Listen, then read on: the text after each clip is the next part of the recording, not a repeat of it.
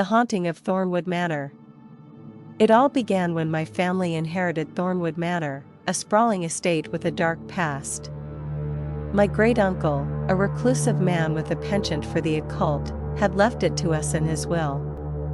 The manor was a relic from another era, with towering turrets and ivy-clad walls, but it was the basement that held the true horror, an ancient mirror that would change our lives forever. From the moment we set foot in Thornwood, a sense of unease settled over us. The air was thick with the weight of forgotten secrets, and the shadows seemed to whisper our names. It wasn't long before we discovered the mirror, hidden beneath a dusty cloth. Its surface was flawless, reflecting our images with an eerie clarity that felt almost too real. Little did we know, this mirror was a portal to something far more sinister.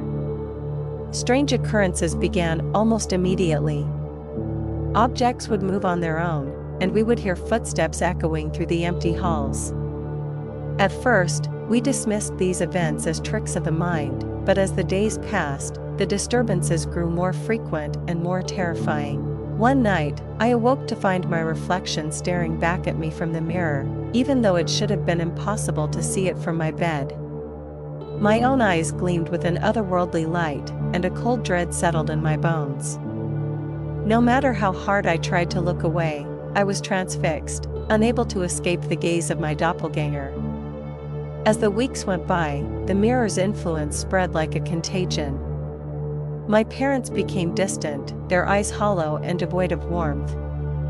They would spend hours staring into the mirror, as if it held some dark fascination.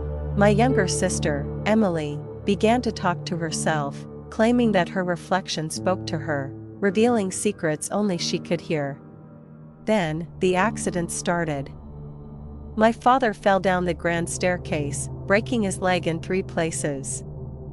My mother cut herself deeply while preparing dinner, the knife slipping as if guided by an unseen hand.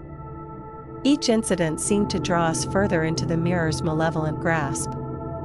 Desperation drove me to research the manor's history, hoping to uncover the source of the curse. I discovered that my great-uncle had been obsessed with the mirror, believing it to be a gateway to another realm. He had conducted rituals, attempting to summon something from beyond. It was then that I realized the mirror was more than just a reflection, it was a conduit for an ancient evil. One night, I was jolted awake by Emily's screams.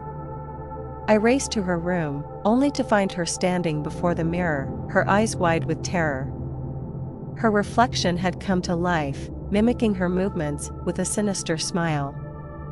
I knew then that the mirror had to be destroyed.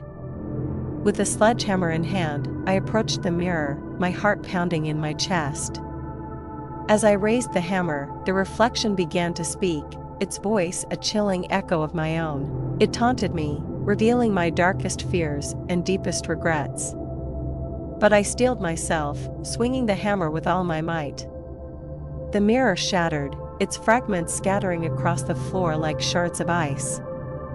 A deafening roar filled the room, and the air grew colder than death itself. As the last piece of glass fell, the reflections within the shards writhed and screamed, their malevolent presence finally vanished. But even as the mirror lay broken, I knew that the horrors we had endured would never truly leave us. The shadows of Thornwood Manor held on to their secrets, and the darkness within the mirror had left its mark on our souls.